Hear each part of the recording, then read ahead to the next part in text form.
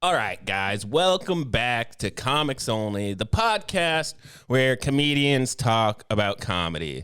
The only one. My guest today is comedian, writer, and the manager of Stir Crazy Comedy Club. Is that right? Is that actually your title? Yeah, GM of GM, Stir Crazy, yeah, because I've definitely been telling people that. Oh, yes. So yes. if that wasn't accurate, I was going to feel bad. It is true. I am that. Yes, Good. yes. How long have you been working there? It'll be 3 years in March, actually. It'll be my Were you anniversary. so you weren't quite there when they opened then? No, they've been open for about 6 years. Okay, yeah, so, yeah. I'm just lucky to tag along for the last 3 years. So. Yeah, really came in and surpassed everybody, huh? I don't know what happened there. I got really lucky. No, Tom gave me a really good opportunity when I got there. Well, Brian was telling me they've had to cycle through some people, so that's boy. probably what happened. Is you came in and some of the people that were already there had to go. Yeah, they made it easy for me to succeed. Let's put it that way. So. Yeah, that's Yeah. awesome. Yeah, but I love my job. I'm And very lucky. how long have you been doing comedy? About the same, about 3 years. I really didn't dive too deep into it until I moved here to Arizona about 3 years ago. Okay, but you've always liked comedy. Always loved like, it. You kind of seem like a comedy nerd to me.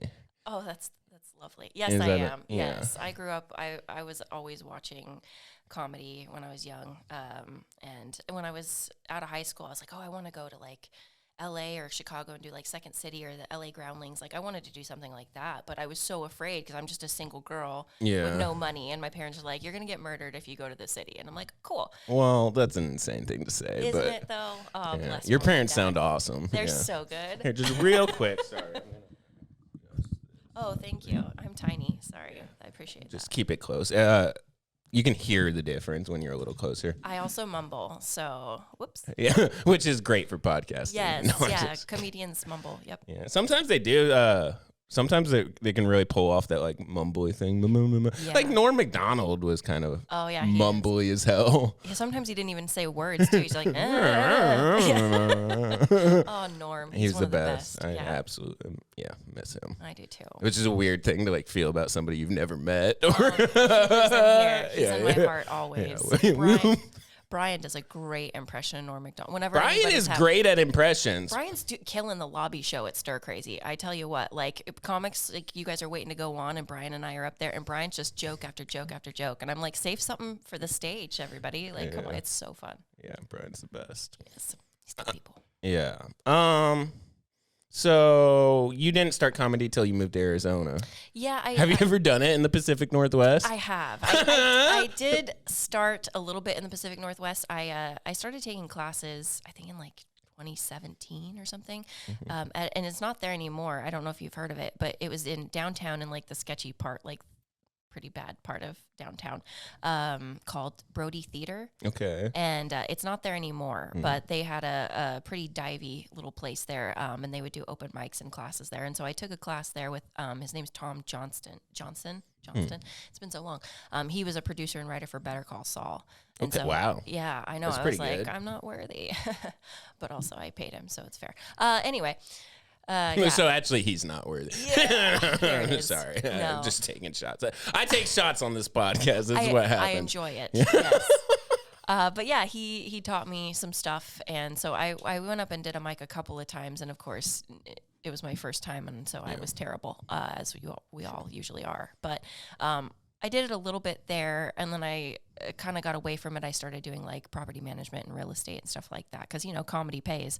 All right. Dude, I was at this comedy festival last October, and I was hanging out with some friends of mine and this random comic from New York that none of us really knew. Mm-hmm. And he was talking about how he had to stop his writing job because of the strike. Yeah. And he's like, man, it's really hard to make a living doing stand up. And we're all looking at him like, yeah, dude, none of us make any money. We're all couch surfing right now. Yeah, it's not the lucrative business to be in. The idea that he was telling 4 open micers, man, hard to make money, huh? It's yeah, none of us do. Yeah, you have to love it. Not even close to a living yet. No. I mean, the only way to make a living doing comedy is when your name is enough to sell tickets. Right. I've said this a lot of times. I don't know how many times I've said it on the podcast, but if you can sell 100 tickets in every major city in America, you can make a living doing comedy. Yeah. If you can sell 500 tickets, you're rich doing comedy. Right. If you can sell anything more than that, you're like, you're talking about millions of dollars. Yeah. Yeah. And so, but like until then, you're lucky if somebody gives you gas money. Exactly. Like, yeah. You're like if you get $20 for a bar show or something like that. Like, did anybody pay any money because you're there? Then what?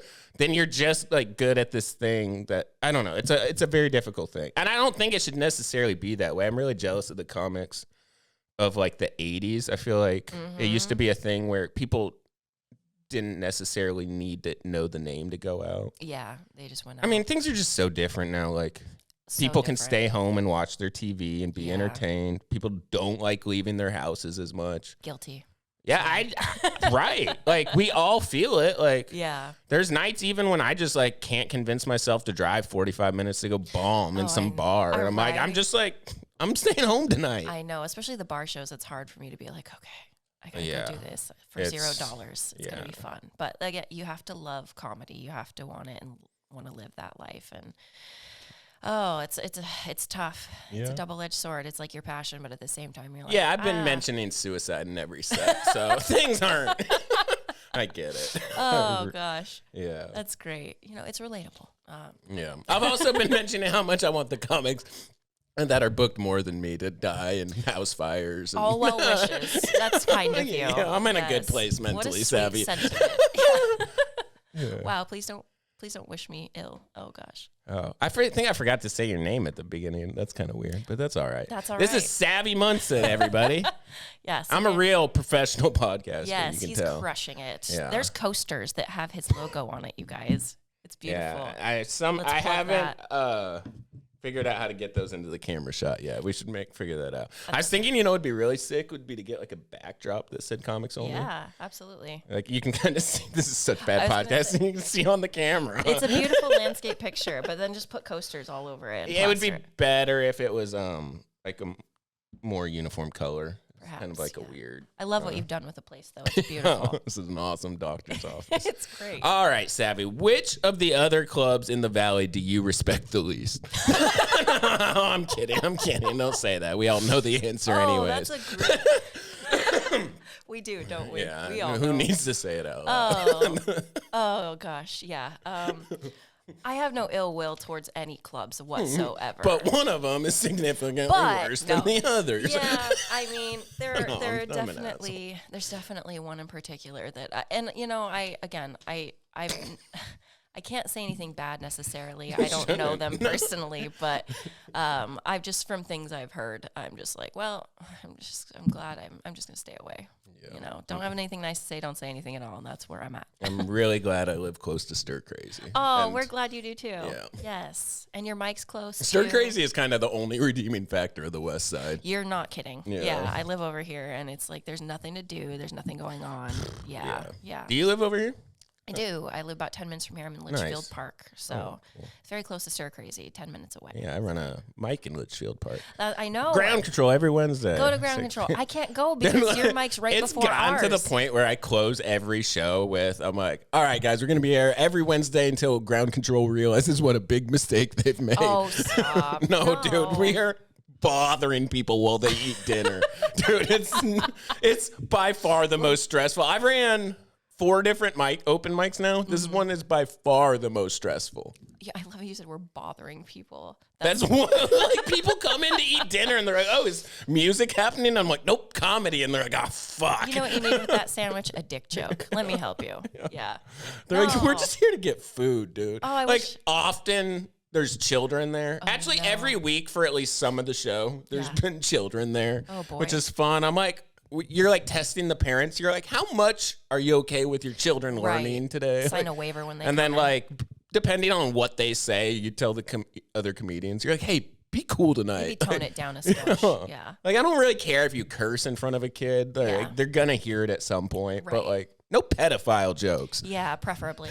I'm such an asshole. One time at Devin's mic, there was children there, and I was going to open with some jokes about pedophiles, but I can read a room. And like a couple comics liked it, but everybody else was kind of like, what the fuck are you doing, dude? And I was like, That's perfect. I thought Sometimes it you got to was take funny, that, yeah. the air out of the balloon there and just like, okay, we know what's happening. You read the room. Well done. Well, kind of. Some of the people did not think it was funny. Well, but that's yeah. kind of the story of my life. It was, yeah, same. Yeah. Some They either people love you or really hate ya. don't find me funny. You just got to keep going.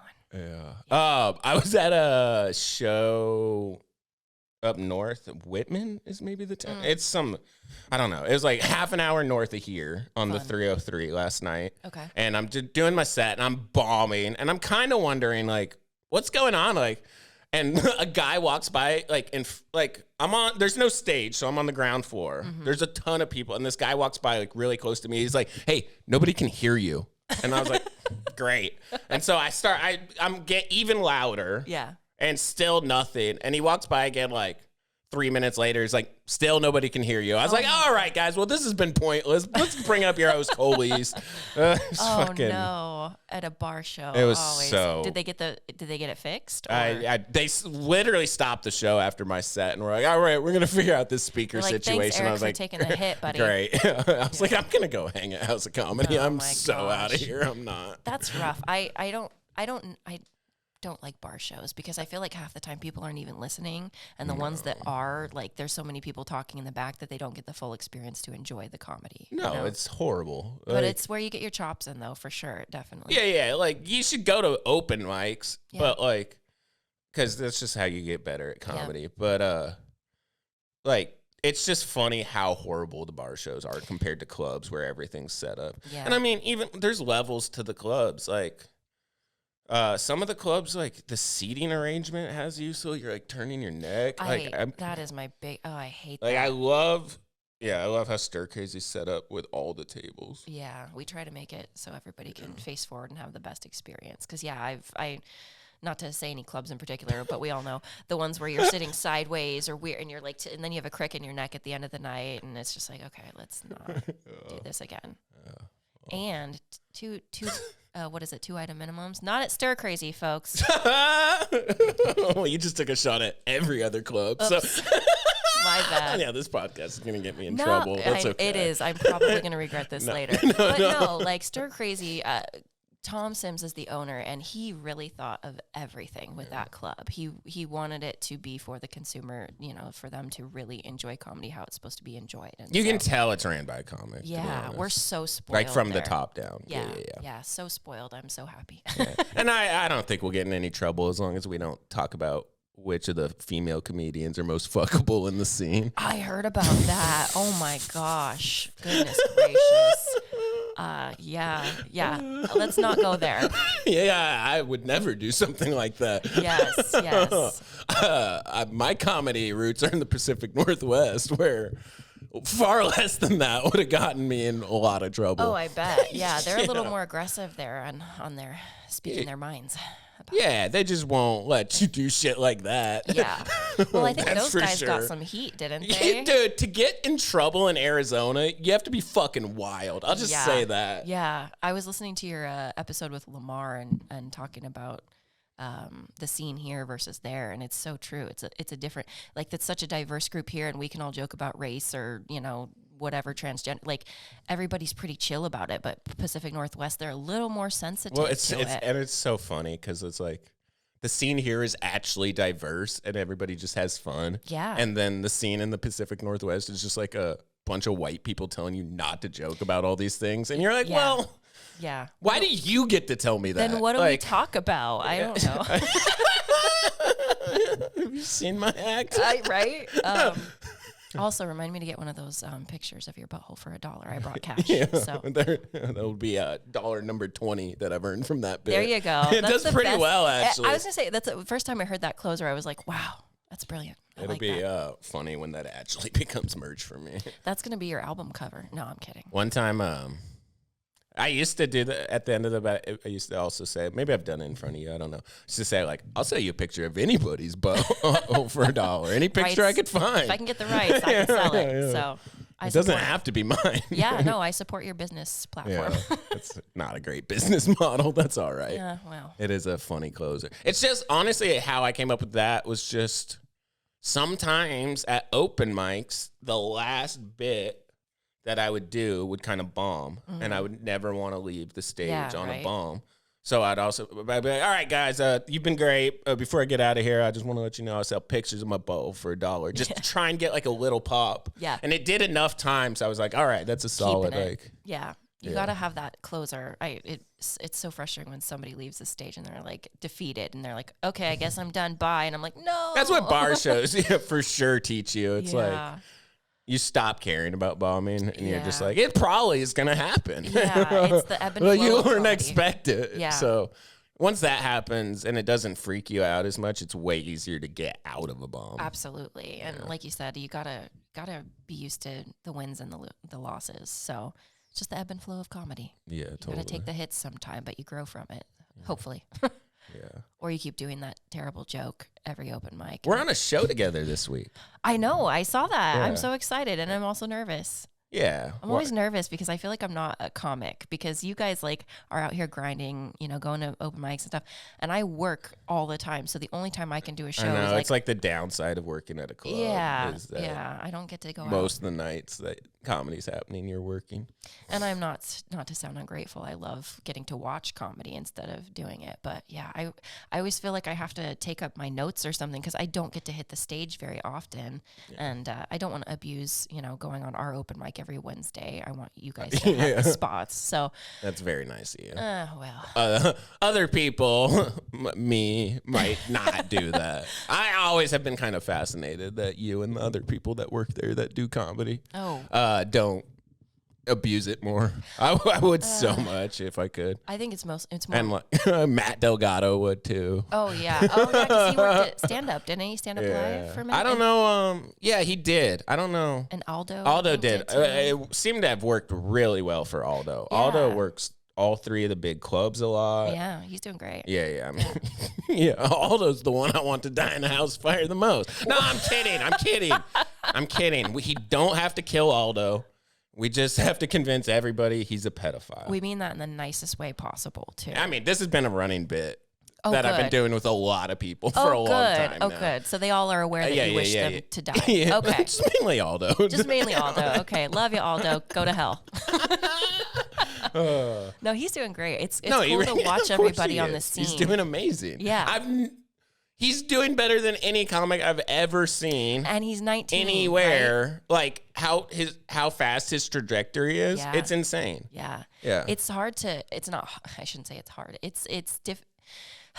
I'm sure it's frustrating for like myself included to see these comics who, he's so young. Yeah. And he's just crushing out the gate. And then there's the rest of us who've been in the game for 3-4 years, however long. Oh yeah. And I'm like, why aren't we there where he's at? But I mean, he's out there networking and he's out there. No, yeah. Aldo does everything right. Yep. That's why it's going well. He's very funny. He works his ass off. He hasn't like stopped open micing, even though he gets incredible opportunities. Mm-hmm. A lot of people in Phoenix, as soon as they got like just the first opportunity he got, they would have stopped micing as much and stopped developing as fast. Like there's a lot of that here. There's a lot of people I just see it stir crazy every now and then. They do like okay because it's hard not to. Yeah. If the room's full at stir crazy. Yeah. Usually the room's pretty good. Oh my. 9 times out of 10, it's pretty good. Yeah. Once in a while we get a weird crowd and they have their arms crossed and I'm like, what's wrong with you? But it is what it is. Yeah. Sometimes you never know. It's like that. What can you? Yeah, let's take a coffee drink. That's good. I feel like we're at the same time. Yeah. Oh, twins. I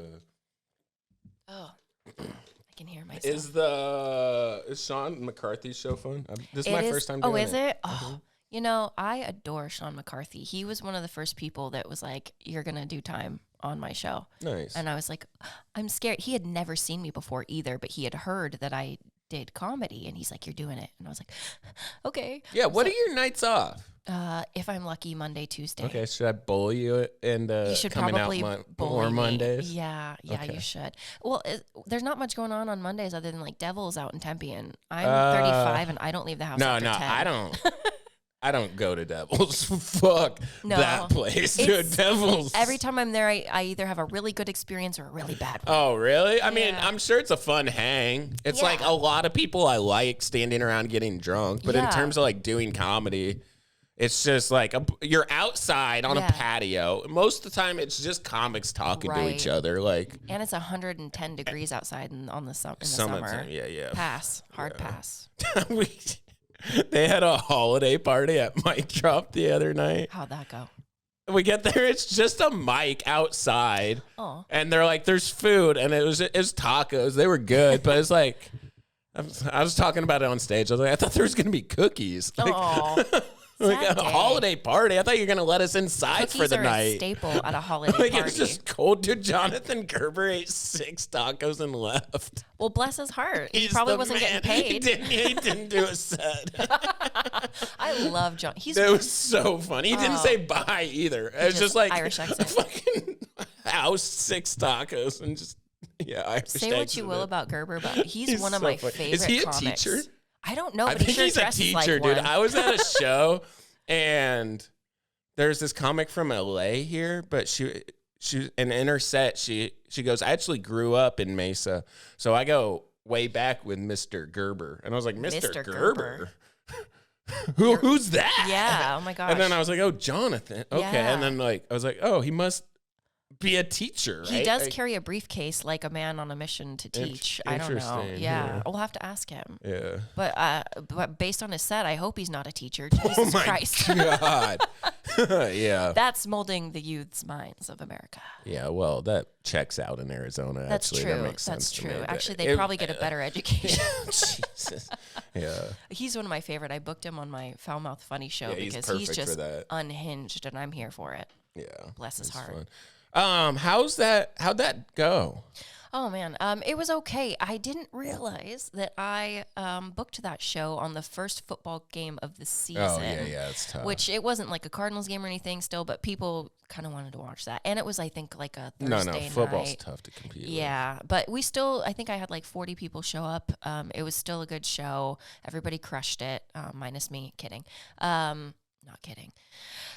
Yeah, because I was telling Lamar I wanted to do like a dark show at Stir Crazy. He was like, Savity kind of already does.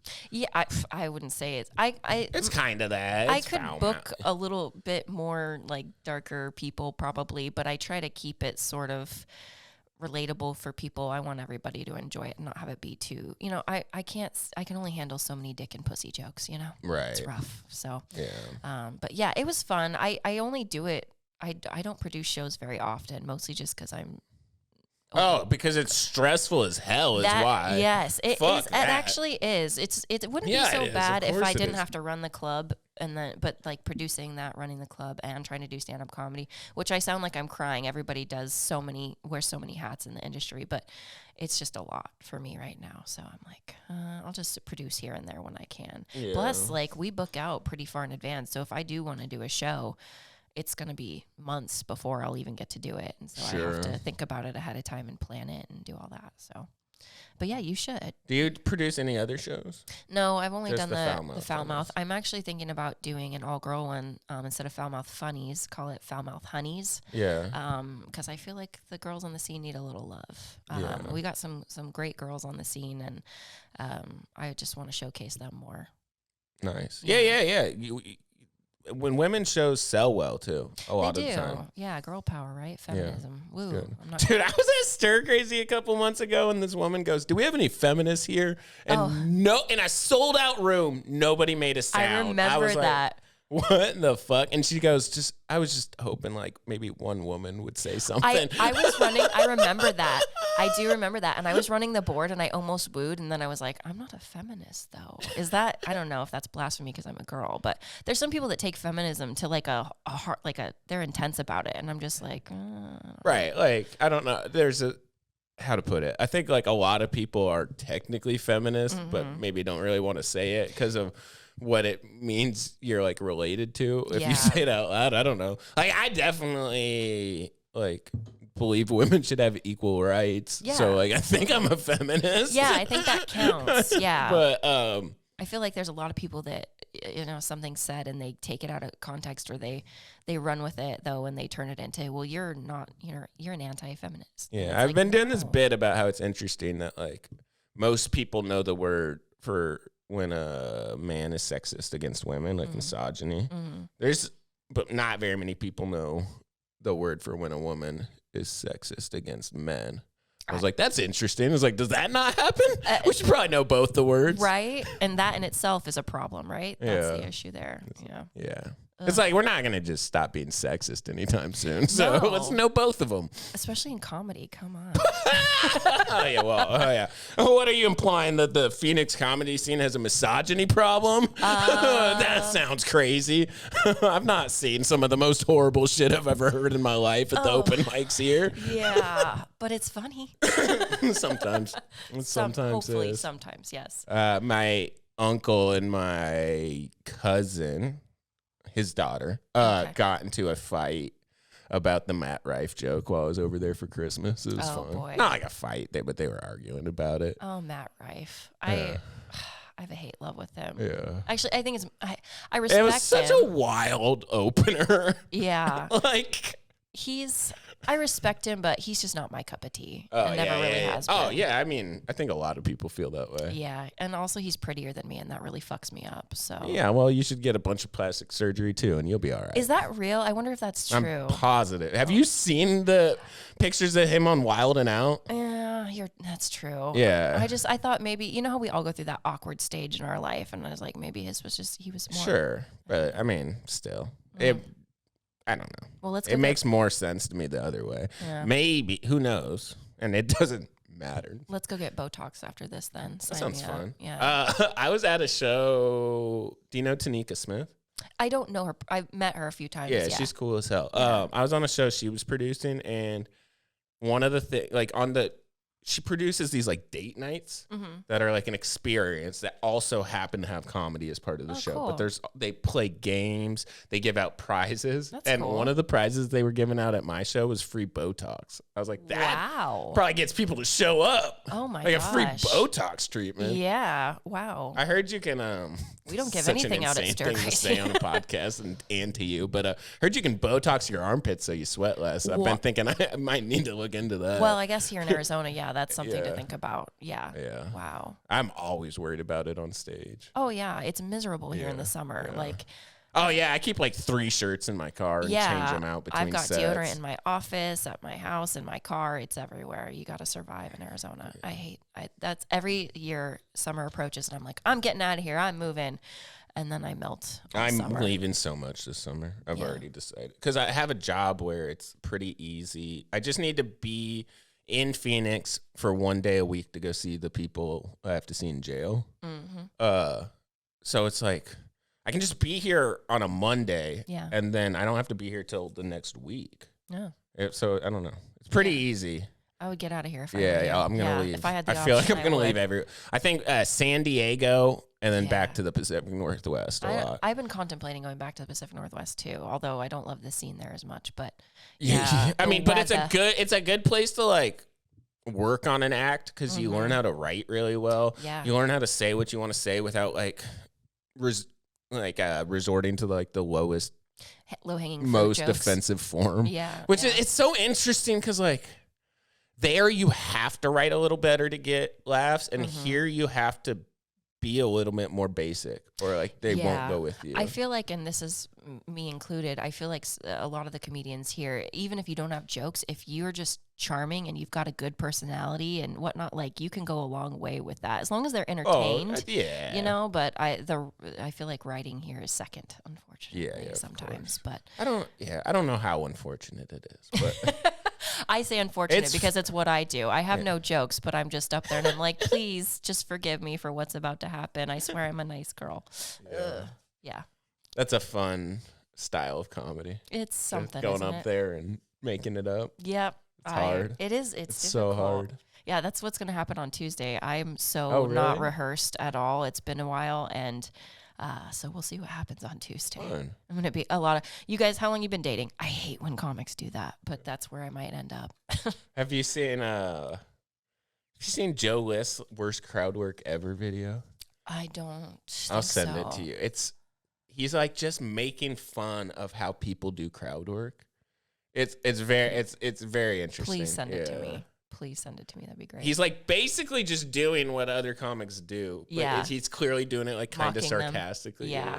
Yeah. I mean, it's what you do with crowd work. That's how you get started, I suppose. But yeah. Do you have any like goals for 2024 for comedy or? Oh, I was like, survive? How much do you think about stuff like that? I do think about it a lot. I'm kind of in a weird spot right now because I love being behind the scenes and running the club, but I also do like doing stand up. So I've had this kind of back and forth in my mind, like, well, maybe I should do stand up full time and do something else for a living for a while. But God, I just love the club and I love my family there. And I wonder if there's a balance between those things somehow. I'm trying to find it, but again, it's hard to be able to do it all when I only have, Monday, Tuesday off. And so it's like, I'm going to bully you into going out more on Mondays. You need to. Honestly, on Mondays now, you're going to hate this, but it's very easy to do. Bull Shooters, which is now on Mondays, and Do Better are like 10 minutes away from each other. It's really easy to do both of them. Where's Bull Shooters? I can't remember. It's in North Phoenix. Okay. Yeah. A lot of the reason I don't go out is I'm just tired most of the time. Yeah, of course. So, yeah. Yeah, it's always a long week by Sunday night. I'm like, oh, okay, get to rest for a day. But I do need to get out. I need to write some new jokes. I don't know about you, but like Tuesday, I've done my jokes in that room 1,000 times at Bridget's. And I'm like, man, I'm sure Sean is so tired of hearing my same jokes. Like I hate doing the same jokes over and over again, even though I know we all do. But it just bothers me if I don't come in with something new and hot every time I go up. And that's also like it's a lot of pressure to put on yourself. I put so much pressure unnecessarily on myself. I'm working on that. Sure. Yeah, I'm sure it's getting a lot better too. Huh? It's going so well. Yeah. No anxiety here. Yeah, I get it. Yeah, I'm super hard on myself. Oops. Yeah, I'm not worried I'm going to be a failing middle-aged comic. I hope to be a failing middle-aged comic. Yeah. Oh, fingers crossed. Yeah. I hope you make it that far. I do. I hope I get there. Yeah, absolutely. I know. I mean, at the end of the day, I know what I get out of comedy. The reason I've invested all of this into this like equipment is because I know even if I never have like financial success or commercial success or whatever, like I love doing comedy. I love talking to people about comedy. Yeah, it shows. Yeah, you definitely have a passion, and we appreciate when you come to Stir Crazy. You always do a great job. Yeah, it's the best over there. I'm there. Yeah. You're just saying that. No, I'm not. It's so like I've told this story before, but the time when I was at Stir Crazy waiting to get in, and there's these women trying to buy tickets, and Brian's like, "Yeah, I'm sorry, we're sold out," and they're like, "We didn't think that was even a possibility." Hurtful.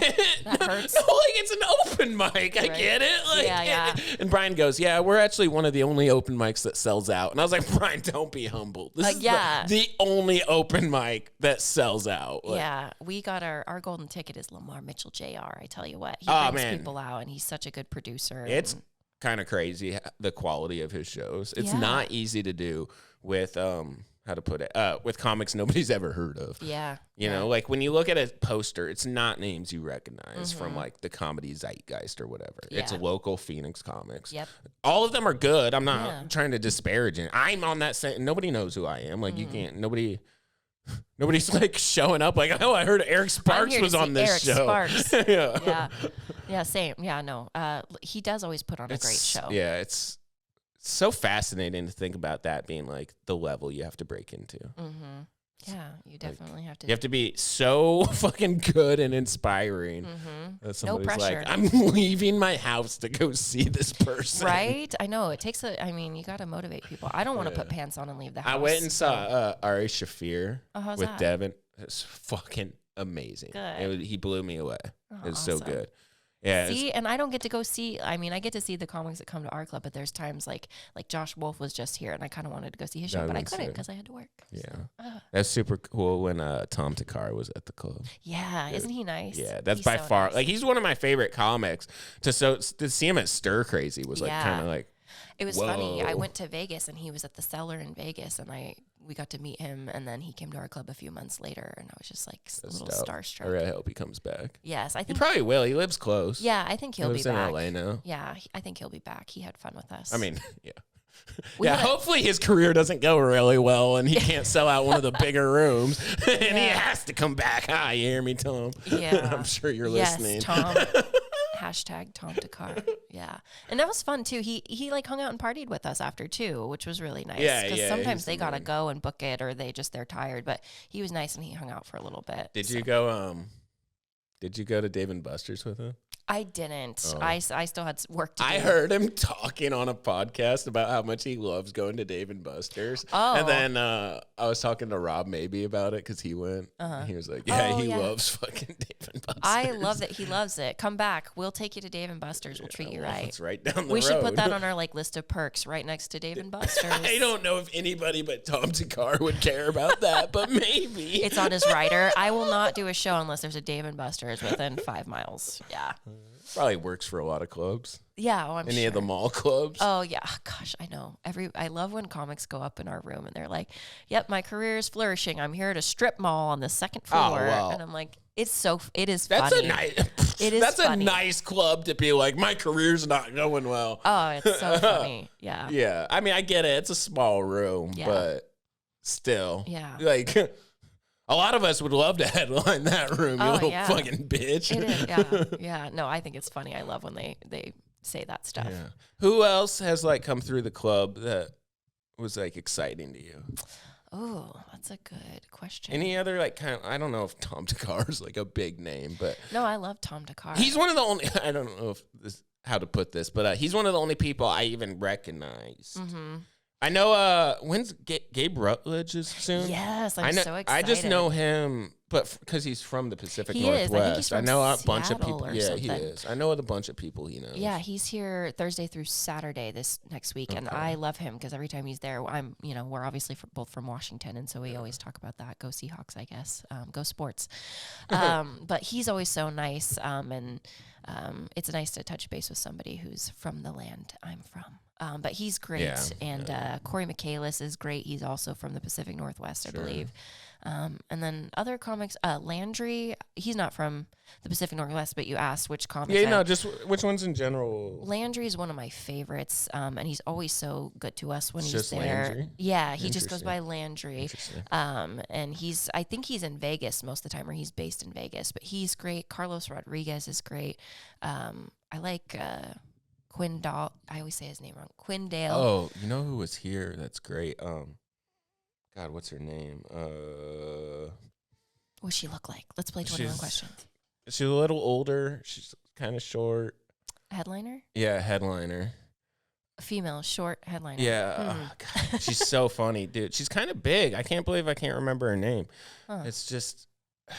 It'll come to you at like 2 o'clock in the morning tonight, and you'll be like, fucking this. bother me. Yeah. We don't have I saw her in Eugene one time, and then I was like, oh, she's at the club. Chase Harder. Knows her? Yeah, may have came to the show. Does that ring a bell? He said it for sure he was going to go see her. Jen Kober, maybe? Or No. God. I can't remember. I hate this, yeah. It's all right. Yeah. There's so many people that go through those doors. It's hard to keep track of everybody. That's true. Yes. It can be difficult. You'll figure it out, and you'll text me later, and you'll be like, there it is. Yeah. Yeah, and then we'll have to edit that conversation into this. There you go. Yeah. So it sounds like your goals for 2024 are doing more stand-up. I guess so. Yeah, and to just keep running the club and continue to have that thrive. The owner is running for legislature soon, so he's going to be even busier than he's ever been. So no pressure on me to make sure the ship stays afloat. Yeah, so maybe not so much. Yeah, maybe just keep we'll the club see. going. We'll see what happens. I have a question. Why don't you said you didn't want to abuse your right to get on stage at Stir Crazy? Yeah. But I don't think it'd be like abusing it to do it like the same amount that we get to. Yeah, I suppose. I guess too, like I said, I'm in my head a lot. I put a lot of pressure on myself. Like if I don't have new material, like, I feel, and I mean this, and this sounds bad. I feel like I'm a comics comic. Like I am playing to you guys in the back of the room because you're all my friends and stuff. But I feel like the crowd I need to be more focused on them. So I think I have a lot of work to do as well. And that I'm just a little shy, I think too. It's hard. It is. It's hard. You guys go up there and you just like, you make it look easy. And then I'm like sweating bullets before I go on every time. And so a lot of it is just me in my head too. So I'm working doing on it. that. Yeah. I think if I had more opportunities to get up there and get my reps in, then I probably wouldn't be so hesitant. Of course you, yeah. But every time I go up there, it feels like the first time every time. And That's that's such an insane way to do comedy. It is. It's now that I'm thinking about it, just like the nervousness of like the first time every time. I think I probably go up maybe once, twice a month if I'm lucky, and so I'm always a nervous wreck. I'm gonna start texting you on Mondays and just being like, "Hey, I'm going out. You could come." Gosh, yeah, I need to go out and do stuff. Because I live in North Goodyear, which is like basically Litchfield Same Park. thing. Yeah. It's the west side. Like as soon as I cross from Camelback or onto Camelback from Indian School to Camelback. Yeah, it you're says close. Litchfield Park. Yeah, I live off Indian School. Well, then there you go. Which is such an insane name for a road. Yeah. Noah Flores, who doesn't do comedy anymore, but maybe he'll start again. I know the name. Yeah. He's funny. He's a good kid. He's from around here. He had a joke about it where he's like, I feel like the street names around here are just like making fun of indigenous people. Oh, yeah. He's like Indian School Road, that's a Michael Jordan nuts in your face slam dunk. Like, that's insane that they haven't changed that. Yeah. And I always hear like people I'm like, I'm like looking for a place to move right now. And everybody's like, stay off Indian School and anything like lower than, 80 something. And I'm like, okay, stay away from Indian School. Interesting. I mean, it's fine out here. In Apache Junction, I hear that's a lovely, lovely area. Yeah. I don't know. I haven't really seen any bad shit, but maybe I'm just lucky. I feel like I've stayed in this bubble since I moved here. I just took my first vacation like last week. Yeah. After 3 years. Yeah, I went home and I only went home for 5 days. And no, 5 days is a lot. It was too much. I bet, dude. I went to Seattle in early December. I was like, why did I do this to myself? Yeah, like, it just rained the whole time I was there. Yeah. It was dark as hell. I had a bunch of club spots at Tacoma Comedy Club, which was cool, but my dad's house is like an hour and a half, 2 hours away when there's traffic. It's just like, Jesus Christ. Yeah. Driving through the rain. Like, yeah. You're like, is this worth it? Yeah. I don't remember. Yeah, Seattle and Portland are very doom and gloom in this. It's very much Gotham City. It's crazy living there this time of year. Yeah. People don't really understand that live down here. It's like, it gets dark because it's overcast too. All the time. So not only, the like 4 p.m. Sunset becomes like 3:45, 3:40. It's dark. You're like, this isn't fun. Yeah. I still prefer it though. Like if I had to choose, it's the summers here drive me crazy. Yeah. I would the still summers rather here have that. suck. Yeah. I don't know. I'm enjoying living here for now. We'll see how I feel. I remember over the summer, I was going to Oregon with Devin. And like in the airport, he's like, hey, man, I feel like you've been really mad the last few days. You're like, no, I'm just lacking vitamin D. And I was just like, I don't know, man. I don't think so. I don't think I'm mad. He's like, okay, you've just seemed really pissed off. Oh. And as soon as we landed in Oregon and it was like 80 degrees, it was like 40 degrees colder. Yeah. And I was in such a good mood. I was like, hey, man, I'm sorry. I think I was in a bad mood. It's so true. Like everybody talks about seasonal depression, but it's the opposite for me. I prefer the rain and the cold and all that. I'm happier. I'm thriving in that. Interesting. I like spring in the Pacific Northwest. It's very nice in the spring. When it's like perfect. It's like 65 and sunny. Yeah. And everything's growing. Yeah.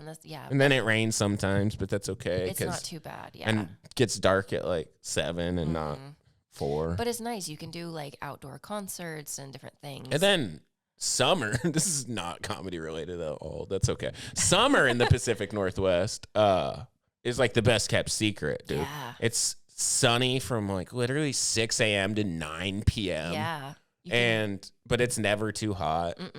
It's perfect. Yeah, it's awesome. What are we doing here? There's There's 7 comedy clubs. Oh, that's right. I forgot about that. Oh, I have a job. Oops. Yeah. I forgot. Yeah. I mean, that's why I'm here is like, I was in fucking Eugene, Oregon for 3 years. Dude, a lot of these little fucking open mic comics around here, my peers that have been doing comedy like a year and a half. Yeah. Fuck. Yeah. May will be 5 years for me. There's people. Oh, congrats. Yeah, thank you. Yeah. Like there's like people are always just like, I really want this spot or that spot. It's like I didn't get booked on anything for a year. Yeah. Like settle down. I just did dog shit open mics in a college town for a year. Eugene like, too is there's literally it's like people 4 months into comedy here are like I think I should try and get on Don't Tell. I was like, you should go bomb in bars. Like earn your you're stripes. insane. And I don't mean like just you're not ready. You don't want people to see you before you're ready. It's true, yeah, and I see a lot of that. People don't realize that's true of even Phoenix as a whole. Like Devin likes to say, Phoenix is an open mic, and it's a good point. Yeah, that's I would agree. Beyond the clubs, which you want to cultivate a relationship with, nothing really matters here. Yeah. Just to bring this up, this drives me batty. Yeah. There's a lot of open micers around here that they're like, I want to get booked on clubs. Yeah. How do I do it? And I go, well, do you ever go to the clubs? And they're like, no, well, excuse me. Wait, hold on. I would have to pay $5 to do that. Yeah. Oh my gosh. But like that drives me batty when they're like, I don't know what I'm doing wrong. And I'm like, you only go to dive bar shows and do those, or nobody who matters knows you. Yeah. There's nobody there to see you, that can help you get to that next level. So that drives me. PSA, go to those clubs, hang out, go to shows on the weekend. Just say hi to the bar staff. Yes. It's crazy we have to spell this out. Oh, it is. It is. So. Yeah, it's funny too. I've been talking about this with people. It's like I wonder sometimes if people that see me just at like the open mics wonder how I get into the clubs. Because like I do not do like what I do in the club at those open mics usually. I am different sets for being horrible most of the time. The bar shows you can do a little different work there. Yeah. Bar shows are fun though. I will say they are fun. Yeah, if you want to say some crazy shit, if you want to just let go of some fun. shit, that's where you do it. Don't do it on the club stage. You got to be a little more careful there. Yeah, a little bit. Yeah, depending. But yeah. I actually haven't been to, speaking of clubs, I haven't been to Mic Drop since I went to the one before Improv Mania. Yeah, right? Improv Mania. But I haven't been to the new one. Interesting. Because again, I don't have time off to go over there. It's so sad. Yeah. So someday I'll see. I go over there sometimes. It's fun doing an open mic outside. Yeah, you really feel important. Why not? Yeah, that's cool though that they. It's good they put us in our place. Know where you stand. Just like, don't get your head too big around here. The patio's where you guys belong. We keep you guys outside. There's a bowl of water out there. You're fine. Yeah. Yeah. A bowl. Bunch of dogs out there. Yeah. That's what it feels like. I'll check it out one of these days. They even have the AstroTurf down for us. I think I saw a picture. That's what I'm saying. It looked like a doggy area for you guys to relieve yourself. Yeah. Hopefully I can get out there someday. I'm sure you can. Yeah. Just need it. Aren't you on salary? You should take more days off. I should take more days off. Leaving the club gives me anxiety. I guess. I'm like, they're gonna burn it down. They're gonna burn it down. Something's gonna happen if I'm not there. Yeah, we'll get Karina and Kirsa trained up. Yeah. And then you'll start taking a night off every now and then. How about that? That would be lovely. Yeah. If I get time off. I'm positive that's fine with your boss, actually. Oh yeah. Time off for good behavior, I hope. Yeah. And we got a great staff. They could handle it without me. Sometimes I'll be sick for a day or whatever, and I'll come back and I'm like, anything happen? They're like, nope, we're good. And I'm like, you guys don't need me, do you? I'm useless. All right. But yeah. That's awesome. Yeah. That's what you want. Sorta, yeah. It's good that Brian can be away from the club a little bit more too. Yeah, and Brian. He's kind of going through the same thing where he said he's been wanting to get back out there more. And he's got a great dry bar special. He's such a funny guy. He's so talented. He wears so many hats and he helps us out so much at the club. And he's an investor. He does his own video. I can't think of the term. He's a videographer. And he's taught me so much about the sound system there and recording and stuff. And so I'm super grateful. He's one of my best friends in the whole world. He's so cool. My bestest good friend. So yeah. I better get a friendship bracelet after this, Brian. So well, let's get him one. That would be even funnier. Besties, yeah, that'd be great. That's not embarrassing for a 50-year-old man to have a best I'm friend all bracelet. about funny gifts, like and maybe embarrassing gifts. Okay. I got Devin an R. Kelly shirt. That's precious. It's really funny. Wow. I got a custom ordered shirt. Okay, R. Kelly did not see any money from this bit. I just want that thrown R. out Kelly there. has nothing to Sticker do. Meal is the exclusive profiteer of this horrible bit. We got the I rights. gave Devin the shirt in front of his roommate, and she's like, "Who's that?" And I was like, "Don't worry about it." Oh And she's like, gosh. "What? Who is it?" Devin's like, "It's R. Kelly." She's like, "Isn't he in jail for rape?" I was like, "Well, not just rape." Little bit. He had an underground dungeon for underage women. Boy, It's not just. Come on, don't. It's way worse than that. It's crazy, these celebrities, and then you find out the true story, and you're like, oh, okay, wow. Yeah, the That's- Stephen Hawking meme's been making me laugh this week. Oh my gosh. The internet is ridiculous right now. Yeah. You know what's hard too is I see a lot of memes and things on the internet, and then I hear it in people's sets, and I'm like, that's a meme. You can't say that. Yeah, that's tough. Stop That it. sucks. But it's hard too because like a lot of them, I don't think people mean to do that, but it's just, you know, a lot of people think Sometimes it's intentional, I'm sure. Sometimes it's legitimate parallel thinking, I'm sure. Yep. Because I've had things where I'm doing bits that are pretty similar to other people that weren't like. I had a joke one time and I didn't realize it, but I can't think of his name now. But it was similar to a joke that he had done, and I was like, oh my gosh, I can't do that joke anymore. And I'd never heard his set before, and so it was, again, like you said, parallel thinking. And I was like, okay, well, cross that out. Been there, somebody done that. Yeah, So. I do a bit sometimes about how the solution to racism is to make a law that you can't have sex with your own race. And I've heard other people do similar. It's not like a hard thing, because it's like, then there wouldn't be races. It's like, it's not. If you change the delivery and if you just like a friend of mine, shout out Rudy Tibersi in Eugene, Oregon. He'd always said, everything's been said, but I haven't said everything. I like that. Yeah, that's great. You can always find a way to like put something in your own words. Exactly. Yeah, put your spin on it. Just got to be like conscious that you're not like stealing concepts or whatever. Yeah. It's hard to be original. It's such a weird comedy's such a weird thing where it's very hard, especially right now. It's all been you have to have this weird like integrity about it. Yeah, like that's been the whole thing with I don't know if you saw that Cat Williams interview this week. I've only seen snippets of it because I was out of town and I was kind of busy. But I've seen snippets of. I like Cat Williams. Me too. He's always made me laugh. And he's one of my favorites. Yeah.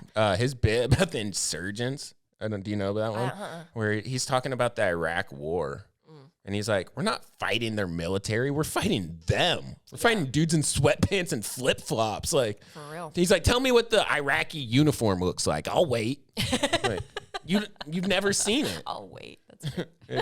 It's so funny. And it's such a good point. It's like, are we invading? Like, or, is this a war or are we invading? Like, yeah.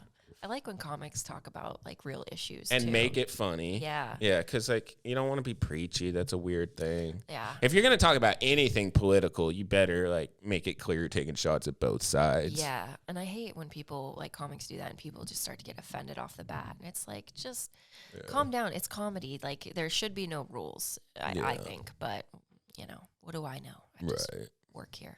So Just work here. Yeah. Yeah. Let's see what else. Mark's here. Oh my God, you scared the crap out of me. What are you doing? I missed you. He can't. Yeah. Oh, he missed me too. Maybe we'll wrap up. Do you have any? Do you want to plug an Instagram or anything like that? Oh, sure. I don't even know what my Instagram. TikTok is Comedy Savvy. Instagram, I think it's Comedy Savvy as well, or just Savannah Munson. Awesome. Go follow her name. there. Savvy's the absolute best. Thank you for being here. Thank you for asking. We'll see you next time. Okay.